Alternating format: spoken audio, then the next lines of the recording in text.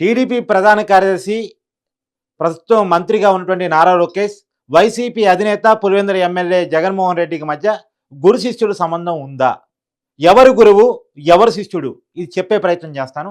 అంతకంటే ముందు పురాణాల్లో ఉన్న ఒక కథని మీకు చెప్పే ప్రయత్నం చేస్తాను. మీ అందరికీ తెలిసిన కథే, పురాణాలు తెలిసిన ప్రతి ఒక్కరికి తెలిసిన కథే ద్రోణాచార్యుడు ఏకలవ్యుడి కథ. ద్రోణాచార్యుడి గురువు, ఏకలవ్యుడి శిష్యుడు. ఏకలవ్యుడు ఎప్పుడు ద్రోణాచార్యుడి దగ్గరికి పోయి విద్యను నేర్చుకోలేదు. కేవలం ద్రోణాచార్యుడి ఫోటో పెట్టుకొని మాత్రమే విద్యను నేర్చుకున్నాడు. ఎలా నేర్చుకున్నాడు అంటే, ఎంత నేర్పరిగా తయారయ్యాడంటే, ఏకలవ్యుణ్ణి విలువిద్యలో ఓడించడం ఎవరి వల్ల కాదు.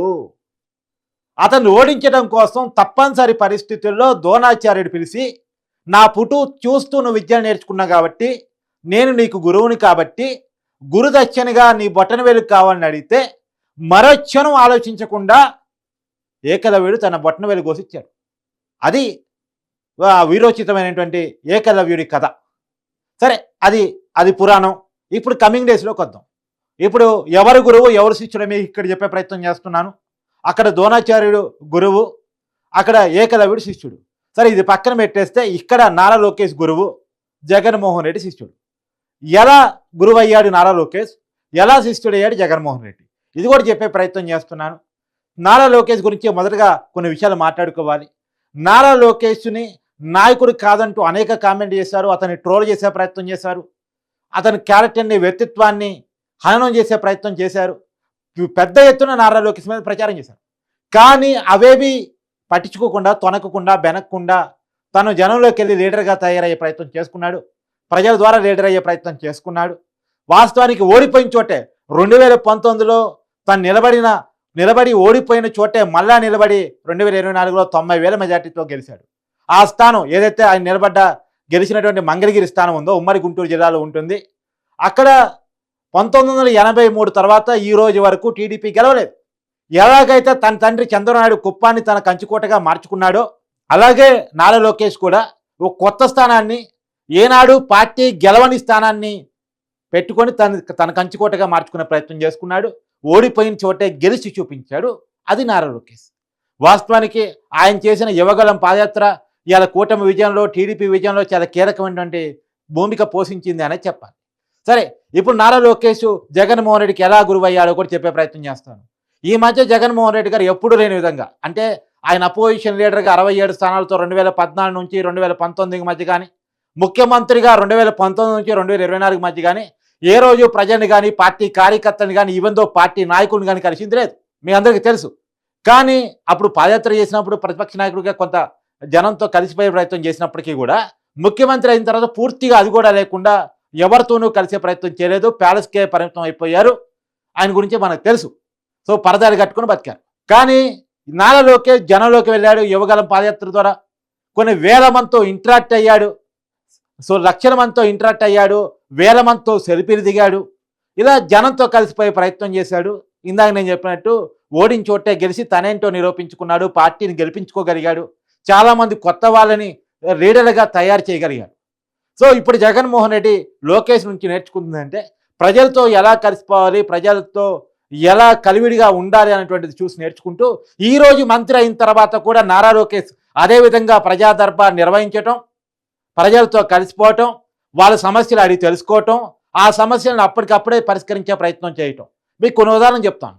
ఇప్పుడు గల్ఫ్లో చాలామంది ఇరుక్కుంటే వాళ్ళు వీడియోలు పెట్టి లేదా ఎక్స్లో నారా లోకేష్ గారికి పోస్ట్ చేయగానే వెంటనే స్పందించి వాళ్ళని రప్పించే ప్రయత్నం, స్వదేశాలకు రప్పించే ప్రయత్నం చేశారు. అది ఇప్పటికే 3 తీసుకొచ్చారు. ఇంకా అనేక మంది విషయంలో స్పందిస్తూ ఉన్నారు. తర్వాత వికలాంగు విద్యార్థులు నారా లోకేష్ గారిని అప్రోచ్ కాగానే వాళ్ళ సమస్యలు పరిష్కరించారు. వాళ్ళకి హైయర్ ఎడ్యుకేషన్లో సీట్ ఇప్పించే విషయంలో కావచ్చు, వికలాంగ విద్యార్థులందరికీ ల్యాప్టాప్లు ఇప్పించే విషయంలో కావచ్చు, నారా లోకేష్ గారు స్పందించారు అమోఘం. ఈ విషయాల్లో ఇప్పుడు చూసి జగన్మోహన్ రెడ్డి నేర్చుకుంటున్నాడు. ఇప్పుడు నారా లోకేష్ పెద్ద లీడర్గా తయారైపోతున్నాడు. 2029లో తనకి రాజకీయ ప్రత్యర్థిగా, ఇప్పటిదాకా టీడీపీకి అధినేతగా చంద్రనాయుడు గారు ఉంటే, సో వయసు రీత్యా చంద్రబాబు గారు ఎంతో కొంత ఓల్డ్ అవుతున్నారు కాబట్టి ఆ పార్టీ పగ్గాలు నారా లోకేష్ గారే భుజస్కంధాల మీద యాక్టివ్గా పనిచేస్తున్నారు. కాబట్టి ఖచ్చితంగా నారా లోకేష్ రాబోయే కాలంలో తనకు రాజకీయ ప్రత్యర్థిగా తయారవుతున్నాడు. నారా లోకేష్ లీడర్గా తయారవుతున్నాడు. తానేమో కిల్ అయిపోతుంటే, తన నాయకత్వ పటిమేమో కిల్ అయిపోతుంటే, తన పార్టీ ఏమో కిల్ అయిపోతుంటే, ఇంకైపు ఏమో నారా లోకేష్ అమాంతం ఎదిగిపోతా ఉన్నాడు. ఇవాళ కూటమి 164 స్థానాలతో గెలిచింది. తన పార్టీకి కేవలం 11 స్థానాల మంది వచ్చాయని ఆలోచించుకుంటున్నటువంటి జగన్మోహన్ రెడ్డి లోకేష్ నుంచి ఏ విషయాలు నేర్చుకోవాలనేటువంటి దాన్ని కొంతమంది అబ్జర్వర్లు పెట్టి అసలు లోకేష్ ఎలా మెసులుతున్నాడు, ఎలా కలిసిపోతున్నాడు, ఏ కార్యక్రమాలు చేస్తున్నాడు, ఏ ఏ పద్ధతులు పాటిస్తే జనంలో మంచి పేరు వస్తుంది అనేటువంటిది అబ్జర్వర్లను ప్రత్యేకించి పెట్టుకొని ఆయన ఎలా అయితే ద్రోణాచార్యుడి ఫోటో పెట్టుకుని ఏకలవ్యం నేర్చుకున్నాడో నారా లోకేష్ ఫోటో పెట్టుకొని జగన్మోహన్ రెడ్డి కూడా నేర్చుకుంటున్నాడు. అందుకే ఇవాళ ప్రజా దర్బారు పెట్టుకుంటున్నాడు. జగన్మోహన్ రెడ్డి కూడా కొంతమంది కార్యకర్తలని నాయకులను కలుస్తున్నాడు.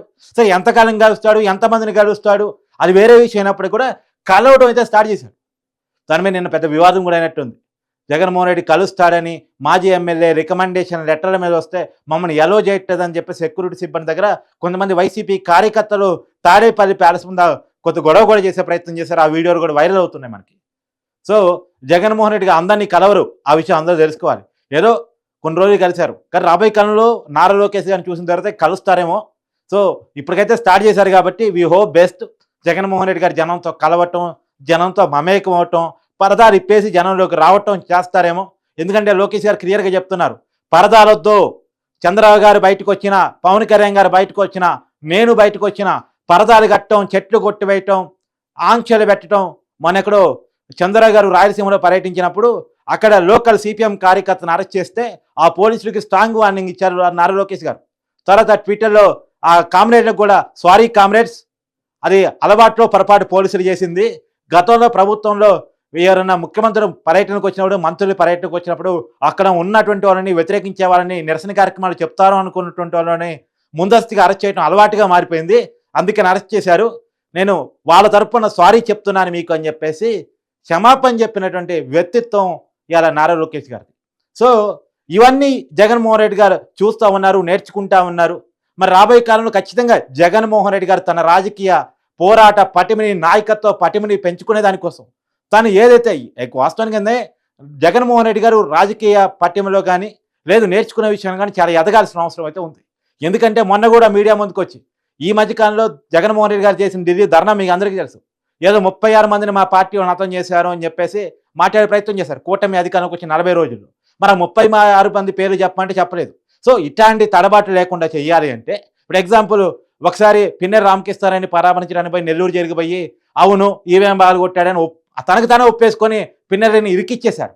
సో ఇలాంటి జరగకుండా ఉండాలి అంటే, ఇలాంటి ఇబ్బందులు రాకుండా ఉండాలంటే అది మాత్రమే కాదు, స్పీకర్కి ఒక లెటర్ రాశారు నాకు ప్రతిపక్ష హోదా ఇవ్వండి అని చెప్పేసి.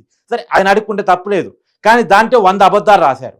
ఏది అప్పుడేదో సిఎల్పి లీడర్కి తెలంగాణలో అంటే ఉమ్మడి రాష్ట్రంలో కాంగ్రెస్కి బలం లేకపోయినా అపోజిషన్ లీడర్ ఇచ్చారని, పార్లమెంట్లో టీడీపీకి బలం లేకపోయినా అపోజిషన్ లీడర్ ఇచ్చారని ఇవన్నీ చెప్పుకునే ప్రయత్నం చేశారు. అసలు రాజ్యసభ సభ్యుని లోక్సభ సభ్యుడిగా పేర్కొంటూ లెటర్ రాశారు. అంటే లెటర్లో ఆయనకు తెలియని విషయాలు, అంటే వాస్తవానికి ఎవరో చెప్తే రాసి ఉంటుంటారు పాపం. దానికి తప్పులు తాదతుగా లెటర్ రాశారు, అబద్ధాలతో లెటర్ రాశారు, అడ్డంగా దొరికిపోయారు. సో ఇలాంటి పొరపాటు రాబోయే కాలంలో జరగకుండా ఉండాలి అంటే ఖచ్చితంగా 10 మందితో మాట్లాడటం, 10 మంది నుంచి నేర్చుకోవటం, 10 మంది చెప్పేది వినటం, 10 మంది ఆలోచనలు తీసుకొని ముందుకు వెళ్ళటం. ఎప్పుడైనా ఒక వ్యక్తిగా ఉంటే ముందుకు పోలేం, ఒక వ్యవస్థగా ఉంటే ముందుకు తీసుకెళ్ళగలం. అది జగన్మోహన్ రెడ్డి గారు తీసుకోవాల్సిన విషయం. ఇవాళ ఆ పార్టీలో ఈవెన్ వైసీపీ పార్టీలో చాలా మంది సీనియర్లు ఉన్నారు. కాంగ్రెస్ హయాం నుంచి మంత్రులుగా నాయకులుగా తయారైన వాళ్ళు, రాజశేఖర రెడ్డి గారితో కలిసి పనిచేసినటువంటి వాళ్ళు. ఎందుకంటే రాజశేఖర రెడ్డి గారి పేరుతోనే కదా వారు రాజకీయం నడుపుతుంది. తర్వాత రాజశేఖర రెడ్డి గారి పేరును కూడా కింద చేయడానికి ట్రై చేశారు, అది వేరే విషయం. ఇక రాజశేఖర రెడ్డి కుటుంబం జగన్మోహన్ రెడ్డి గారితో లేదు. షర్మిలా గారు రాజశేఖర రెడ్డి గారి బిడ్డ, జగన్మోహన్ రెడ్డి గారి చెల్లి, తర్వాత విజయమ్మ గారు రాజశేఖర రెడ్డి గారి సతీమణి, జగన్మోహన్ రెడ్డి గారి తల్లి, వీళ్ళంతా కూడా జగన్మోహన్ రెడ్డి గారితో లేరు. రాజశేఖర రెడ్డి కుటుంబం పూర్తిగా దూరం అయిపోయింది. అంతకుముందు రాజశేఖర రెడ్డి గారి ఆత్మగా ఉన్నటువంటి కేవీపీ రామచంద్ర గారు మొదటి నుంచి లేరు జగన్మోహన్ రెడ్డి గారితో. సూర్యుడు ఆయన ఎప్పుడు పర్సనల్ రాజశేఖర రెడ్డి గారికి, ఆయన ఎప్పుడు జగన్మోహన్ రెడ్డి గారితో లేరు. సో జగన్మోహన్ రెడ్డి గారు రాజశేఖర రెడ్డి గారి వారసత్వం చూసి వచ్చినటువంటి ఆర్డినరీ కాంగ్రెస్ నాయకులు కూడా ఒక్కొక్కరు ఇవాళ జగన్మోహన్ రెడ్డి గారితో విభేదిస్తున్న పరిస్థితులు మనం చూస్తూ ఉన్నాం. సరే ఏది ఏమైనా జగన్మోహన్ రెడ్డి గారు నాయకులను కలుపుకొని పోయేది విషయంలో కానీ, వాళ్ళ ఆలోచనలు తెలుసుకునే విషయంలో కానీ, కార్యకర్తల అభిప్రాయాలని, నాయకుల అభిప్రాయాలని కోడీకరించి పార్టీని నడుపుకునే విషయంలో కానీ ఖచ్చితంగా నారా లోకేష్ గారిని చూసి నేర్చుకోవాలి. అది ఖచ్చితంగా ఇప్పుడు అదే చేస్తున్నారు, వాస్తవంగా అదే చేస్తున్నారు. ప్రత్యేకించి అబ్జర్వర్లను పెట్టుకొని నారా లోకేష్ గారు ఏమేం చేస్తున్నారు, ఆయన ఎలా జనంలో చొచ్చుకొని వెళుతున్నారు, ఎలా నాయకత్వ పటిమని పెంచుకుంటా ఉన్నారు, ఎలా గుడ్విల్గా ఉంటా ఉన్నారు అనేటువంటి విషయాన్ని. ఎందుకంటే ఒక టైంలో నారా లోకేష్ గారి మీద మామూలు ప్రచారం చేయాల, సోషల్ మీడియాలో విచ్చలవిడి ప్రచారం చేశారు. అసలు లోకేష్ నాయకుడే కాదు, అది ఇది అని చెప్పేసి చాలా ప్రచారం చేశారు. అవన్నీ తట్టుకొని నిలబడి నాయకుడిగా ఎదిగి ఇవాళ మళ్ళా మంత్రిగా కూటమి అధికారంలో తీసుకొచ్చి ఎదిగినటువంటి వ్యక్తి నారా లోకేష్. ఆ పార్టీ ప్రధాన కార్యదర్శి, రాబోయే కాలంలో ఆ పార్టీకి యువత జనం ముందుకు తీసుకెళ్తున్నటువంటి క్రమంలో ఖచ్చితంగా అలాంటి నాయకుడిగా తను కూడా ఉండాలని భావిస్తూ లాంగ్ రన్ పొలిటీషియన్గా ఉండాలని భావిస్తున్నటువంటి వైసీపీ అధినేత జగన్మోహన్ రెడ్డి ఖచ్చితంగా నారా లోకేష్ని గురుస్థానంలో పెట్టి శిష్యుడిగా తను నేర్చుకుంటున్నాడు అన్న విషయాన్ని మనకు తెలుస్తూ ఉంది.